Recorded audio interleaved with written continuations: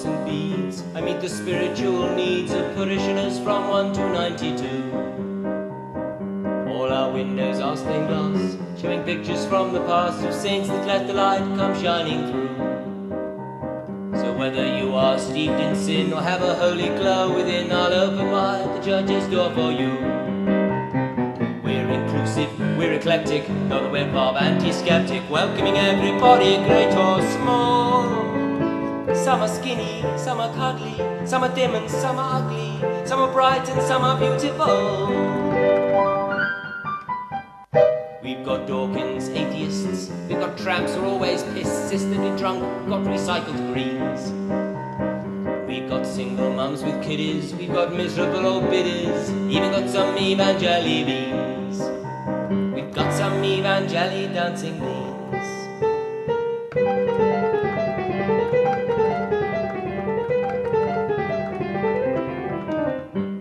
In our church you'll never see the Blott family unless they be a christening, a marrying or dead. 'Cause Blotts are not a churchy lot, but now a Blott will tie the knot. Today's the day young Tracy Blott gets wed. So here's the groom and by his side young Tracy Blott, the blushing bride. My heart begins to sink as their spouse. 'Cause one thing that I cannot understand for all my life is why the bishop in our diocese allows those nauseating, toe-curling, over-emoting, stomach-churning, homemade wedding vows.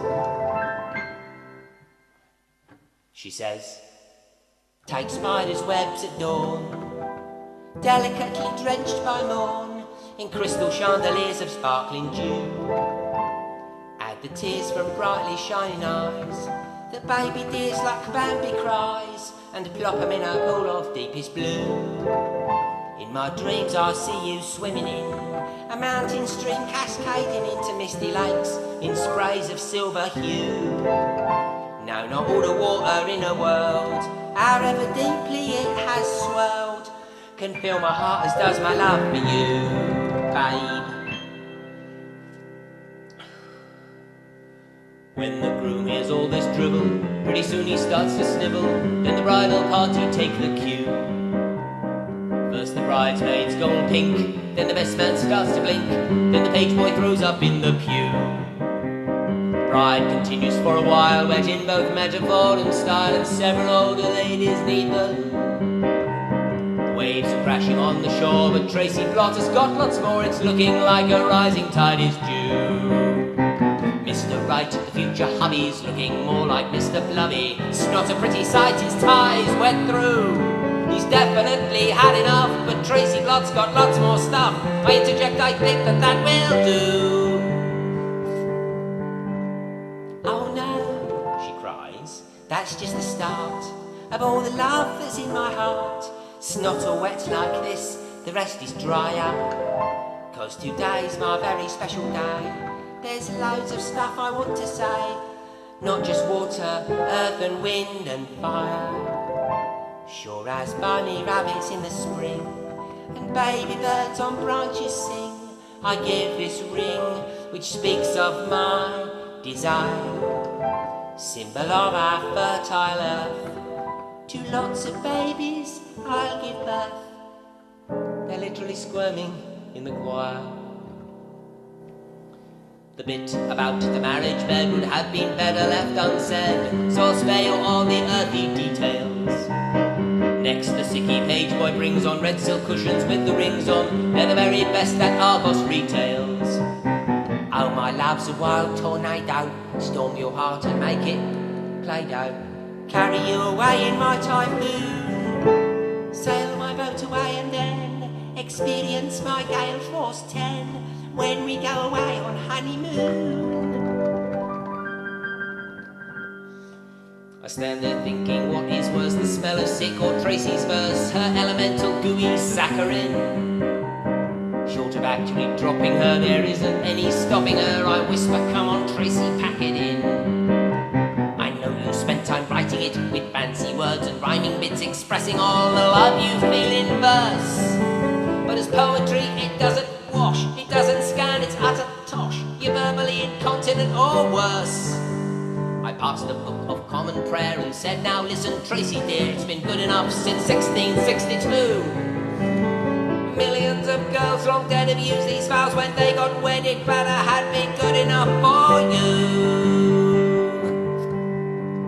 I guess the bride was overstressed because she turned round and faced the guests and shouted out so everybody heard.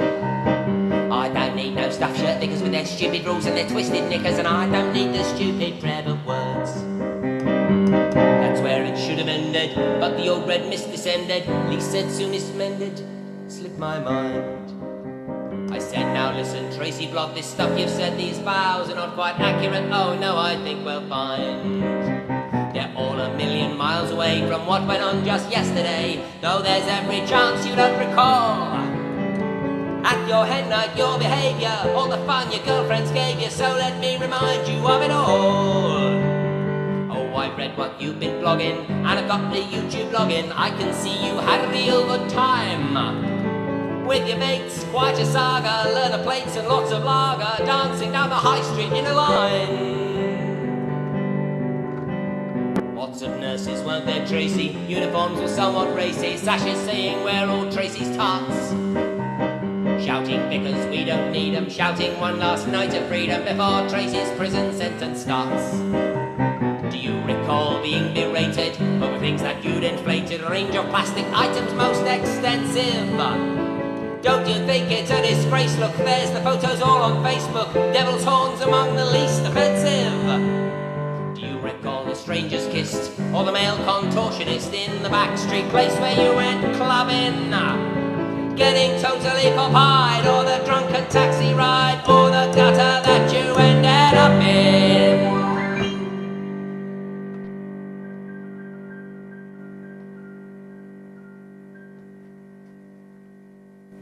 Then I stopped, and standing there, a deathly silence in the air. The bells are hanging sullen o'er the nave. I hear outside a child cough, a distant dog barks some way off, but in the church it's silent as a grave. Faces stare, it never ends. Tracy's family and friends, disbelieving glares all follow me. I'm feeling hot, I start to sweat. My dog collar is soaking wet. I wish the ground could open up and swallow me. It's funny how some things come back.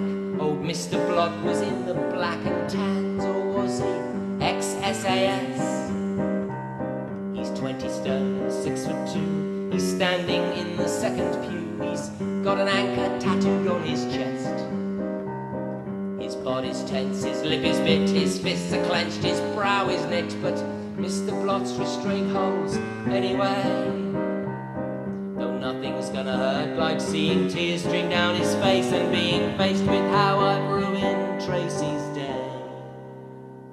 No, I'm wrong, what hurts much more is Granny Blott. A wizened claw is pulling, grabbing, twisting at my throat.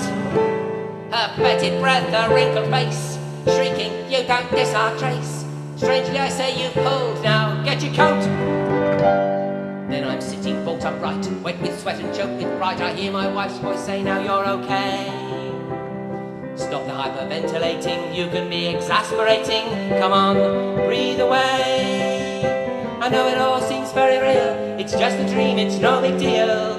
But you know the nightmares always follow.